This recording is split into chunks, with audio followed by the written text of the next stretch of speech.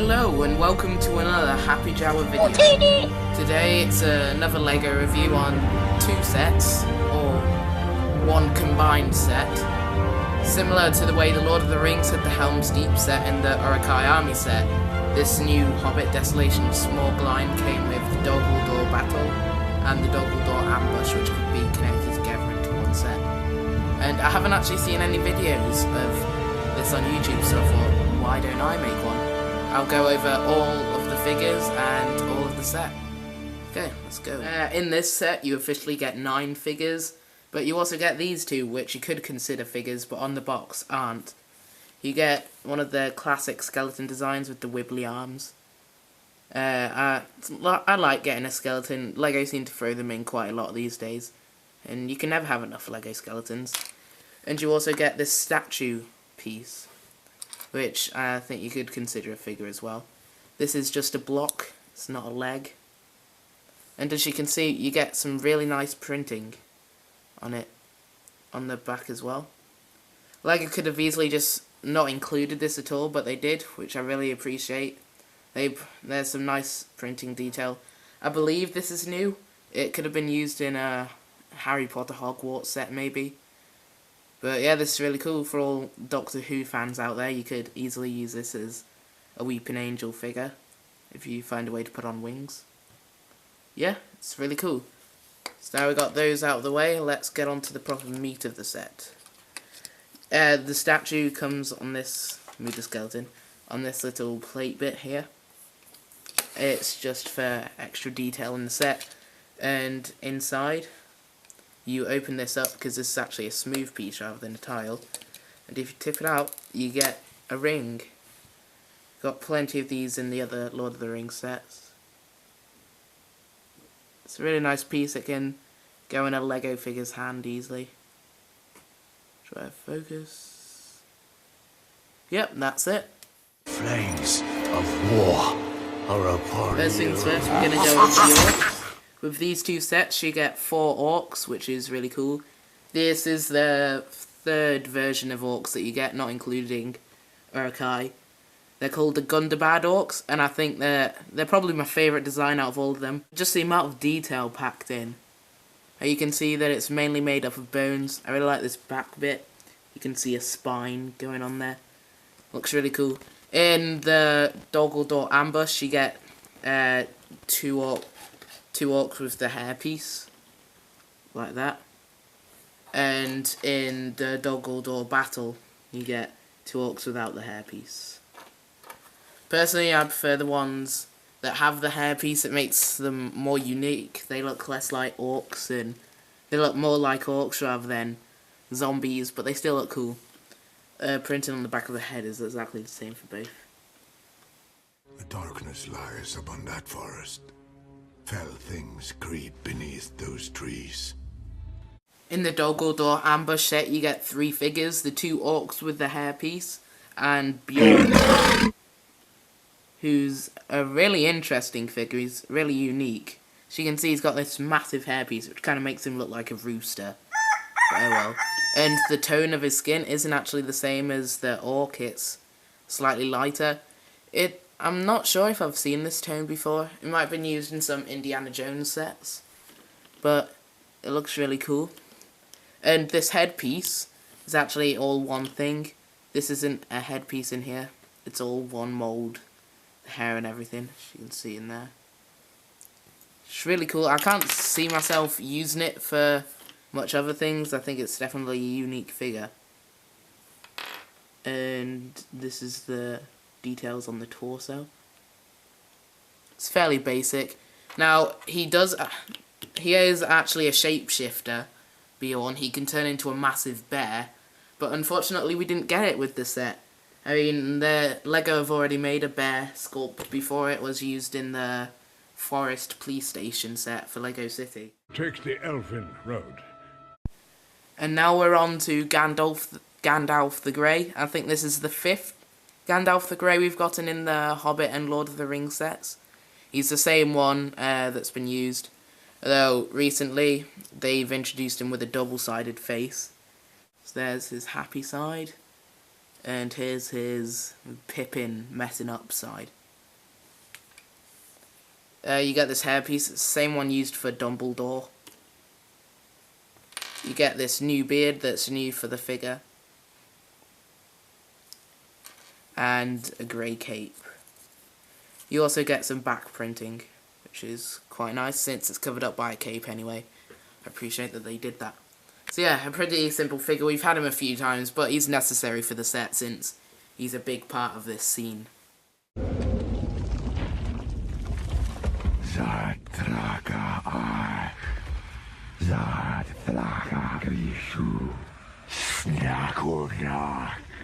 Next figure we have is the Necromancer of Dol Guldur.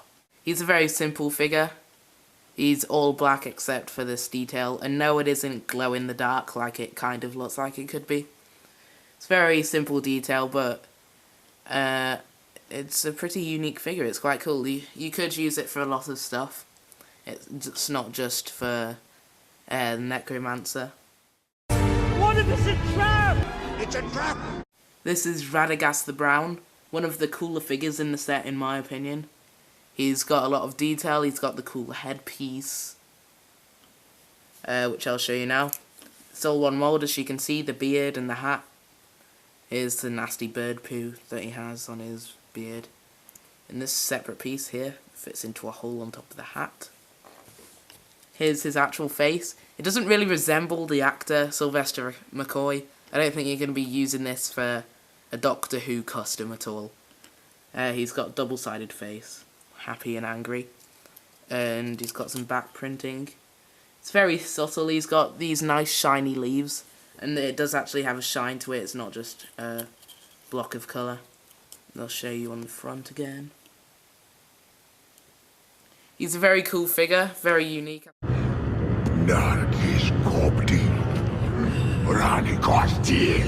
Last, but certainly not the least, is Azog the Defiler, who's one of my favourite figures of all time right now. There's a funny story behind this guy. He was actually released at a convention, and then he was worth like $3,000 or something along those lines. Someone actually bought him for $3,000, and of course then they just release him in a set.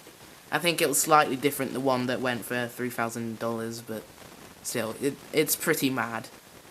And I feel sorry for that guy that spent all the money on it. He's got some back printing there. And on the front, I'll take his big headpiece off. He's got some printing there as well. And there's nothing else on the back. Here's the awesome headpiece. He did a great job resembling the way Azog actually looks. Although he is actually a lighter colour than this, I think this works for Lego. They got like the perfect back area, the shape and everything. It's got really nice detail with all the scars and stuff. It's got the eyes and the evil smile. Really unique. I think this is one of my favourite figures of all time, just how unique it looks and how awesome the design is. And as if the headpiece wasn't cool enough, you also get Azog's claw, since he had his hand cut off by Thorin. He gets this cool claw piece, and you can take it out, which is really awesome. And you can just put it on any ordinary figure, it fits in, just like that. So yeah, a really awesome figure. So the first section I'm going to go over is everything that comes with the Dol Guldur Ambush, which is this whole section here. So you take it apart, you just pull. It goes in with these two here. These two pins, technic pins. You can see that. I'll get onto this bit later. So this is the Dol Guldur Ambush. £20 is pretty small. Keep in mind you get another one of these, another orc, but it's still quite small. You get this torch that I just snapped off. Get this torch here. You get some places for them to stand on. This is actually for a hammer that's supposed to be connected to this bit here. But I took apart, apologies for that, because it was basically just a big chunk of bricks and it seemed like a waste. So I just took it apart. But you would move it with these Sorry, let me get a little more light. You would move it with these silver pieces here. I still kept this bit though. That swings round and whacks them off the pegs, as I'll demonstrate now. With this Gunderband orc here. Oh, everything's breaking off. This spike design here, this carries on throughout the set. This is what makes it Dol Guldur-ish. So, there's a little orc friend here. And if you spin that bit there, hopefully we can whack him up. There you go. That's all there is to it. Still quite a fun playability feature though. And you also have this section here, which opens up. There isn't really enough space to store anything in here. There should be a flick fire missile there, but I just took that out. It was just a flick fire missile with a brown cone piece on the end. Wasn't anything special. You can see a bit of detail there. There's a spike there. And that's pretty much all there is for the Dol Guldur Ambush section of the set. It's mainly just there to add more size to the set and make it look more impressive, which it does. So that's all we have for this bit. Now this is the main Dol Guldur Battle portion of the set. This is the big one, as you can see. This is also the bit that comes with the statue that I did earlier on in the review. And I'll just pull it along the camera so you can see it all. It's very Mines of Moria-esque as far as the design goes. Well, not the design, but the way it's built. And that's one of my favourite sets, so I'm not complaining about that. It does have some articulation. It's got this bit here. And as you may have noticed... Oh no, there goes Azog. Stuck in the stairs now. It can open and close like this. Because if I spin round to the back, it has these hinges. Oh no, spoiler alert, don't look at him. Don't look at him, we'll get to him later. It's got these hinges here. That was a skull that just fell off. Sorry, everything's falling apart. This is very unprofessional. This is the back of it. There's not much to it. They've got these tooth pieces just for extra detail, I suppose. While I'm back here, I might as well review this area. It's very dark, so you might not be able to see it much. There's a little bit of stuff in there. You can just about see this sticker. That is a sticker, it's just like some bones. And you get the same sort of thing for this area. You can see it now. There's another piece. That's another sticker, and it's just a bone. Here's a spiderweb bit. It's just to make it look more creepy. And you get these gates back here, which is a cool piece. I don't think I've ever gotten a big gate piece like this. And it's obviously comes in handy a lot. So that'll be good. So if we go around to the front, as I already spoiled for you earlier, there's this main section in the middle. And if you turn this torch at the top here, and then it'll spin this whole section around, and there we have the Necromancer of Dol Guldur. He's hidden in there in the darkness, which is a pretty cool feature. And you get these stair bits here, which are a cool design actually. I quite like them. They're not articulated, they're just held in by some Technic pins. Here's the bit where the spiderweb was in the rooms.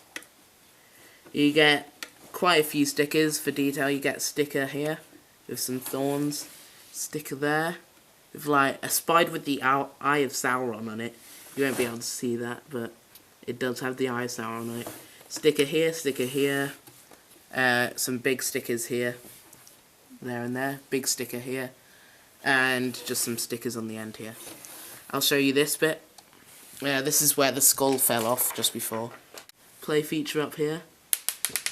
As you can see just there, it's like a little cannon thing. You do it by flicking this place of the vine here. If it's going to go in focus. There we go, like that. And there's some spots for orcs to stand up there in the turrets. Now I'm giving us a slightly higher view of the set. You can see all these little stilts there. There's spaces, there's plates all along here to stand on, which is good. There's one of the hinges I was talking about that allow it to move. And this is another feature that's swinging around like mad at the moment. I'll just readjust the camera, sorry. This is a big piece up here. It's the highest point of the set. This whole bit comes apart like that. It's just a big rocky structure really, and it's held in there. Stick it back in and I'll show you the feature. Here you'll notice there's a pin, a little pin that's holding this bit in place. As you can see, I've pulled out the pin now, so when I release it, he'll fall down. I'll show you. There, he's gonna do one more pull along of the entire thing, including the Dol Guldur Ambush. It's quite long, and there's Dol Guldur Ambush on the end. And on the back, this is what it looks like at the back, with everything, including the Dol Guldur Ambush there. The main set itself is £70, which maybe is a bit much, but you got to consider you're getting a load of unique figures that are unique to the Hobbit film. Like Azog, that's an amazing figure, it's a big mould. Radagast the Brown's hat piece, that's a special mould. You get the statue, which is really cool, a really nice thing they added. They've put a lot of work into the set, and the £70 price point, I'd say is just about fair. So yeah, that's my 2 cents. Of course, it's your opinion, and your opinion could go in the comment section below. I really appreciate it. This is my second review, so sorry if it's a bit shaky. This is the biggest set I've reviewed so far. So I'm still learning, guys. But I want to thank you for all the support for this channel. It's really been amazing how fast this channel is growing. And yeah, that's about it. Thank you very much, guys, for watching. Please leave your opinions down in the comment section below. And I see fire inside the mouth.